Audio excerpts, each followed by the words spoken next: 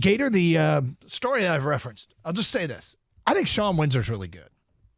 Writer for the Free Press. Yep. I really, really like his stuff. He seems to put a lot of time, effort, thought, and background into it. And we have a lot of good guys in our town, but I think Sean's one of the best. And the headline today, I was like, oh boy. Have you seen this? If it's what I think it is, the headline is something that you have said exactly. So it's going to be of no surprise to me that you enjoyed the article. This guy who wrote this is brilliant. He's brilliant. He just really speaks to. I gotta tell you, I couldn't have said it better myself. I think I said it exactly the same, and I totally agree. Sean, you're brilliant, and I'm brilliant too.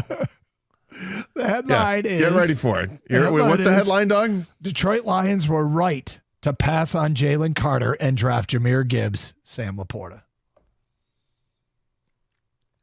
Forward written by Doug Karsch. I feel like 2 days ago... smart guy. Yeah, I'm sure he is. 2 days ago, Wednesday's show, I remember sitting in this exact chair. Doug, you were, I think, in the same spot right across me.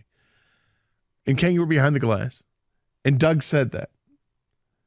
He brought it up. And we've brought it up as a show before. And I think it's very dangerous when you start playing the draft pick game and start substituting this and that when there are a million trades that happen. Yeah, and who's to say that what Brad Holmes would or wouldn't do, or what players would and wouldn't be available later on because, well, you took him at 35, so you can't guarantee he's going to be there at 41. Of course you can't, but there's nothing to say that he wouldn't be either. So I respect both of you for having said what you've said to be somewhat factually correct.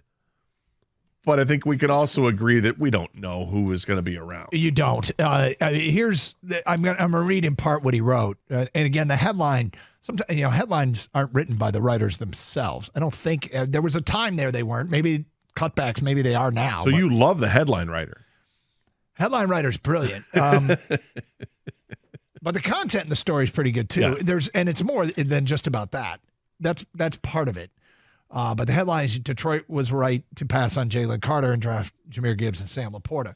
The story reads in part, Laporta looks like he's the class of the draft at his position and is playing like one of the best tight ends in the NFL, regardless of class. Remember, they used a number 45 pick to get Brian Branch. Now, that's another part of this that we never thought about. People say, oh, you traded back to get Laporta. We've had the argument you could have got Laporta at 45, but then you wouldn't have Brian Branch. Right? Here we go. So the again, like you've pointed out, the dominoes that start to fall.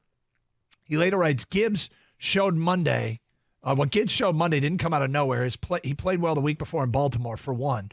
Really, though, he offered glimpses of his future self opening night in Kansas City. And then he goes on to talk about his toughness, his shiftiness, his acceleration.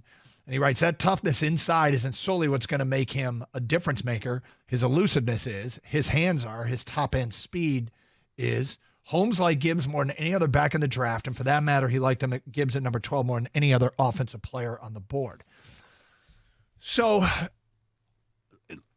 I mean, part of this is, had they taken Jalen Carter, okay, he would have helped the defensive line.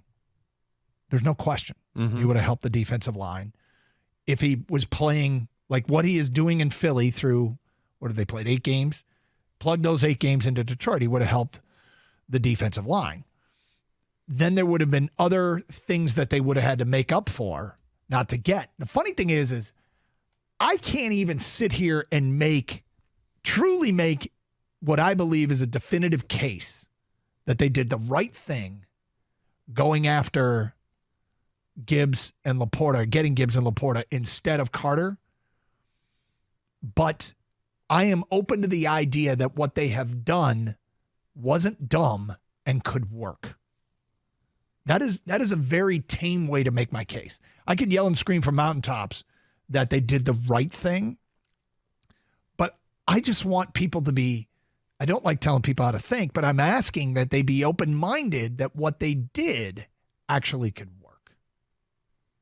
Right? Of course it can work. And, but when people start comparing what they could have, woulda, coulda, shouldas, I mean, you get into a whole different world. And I really like the pick of Jahmyr Gibbs because I think he's going to be a really good player. I would have taken Jalen Carter, but by trading back, you got extra picks. And look, Brad Holmes was maneuvering throughout the draft, and really in the first 4 rounds, there was a ton of movement that he did, and you start to lose track of what was actually traded. What were the picks initially? Because he went up, he went back, he moved up, he went back, and getting Broderick Martin, he traded a bunch of stuff. I mean, you can play the game and look in the 3rd round and see that the Dolphins took Devin Aching, right? Yep. And until he got hurt, boy, did he hit the ground running fast. He was fast as hell, and obviously had that monster game with well over 200 yards rushing and all that. You could play that and do that. I don't want to do that. I like what they did. Would I can't take it back because there's no taking it back. It's done. These guys are Detroit Lions. I'm glad the Detroit Lions. I'm sure that if they had stayed and taken Jalen Carter, that had they done that, they could be in a good position as well. It changes what they would have done. If they really liked the running back, then they could have taken one later in the draft. Maybe they would have, been more aggressive in free agency, although David Montgomery seemed to be pretty aggressive with what they did. You just don't know. Nope.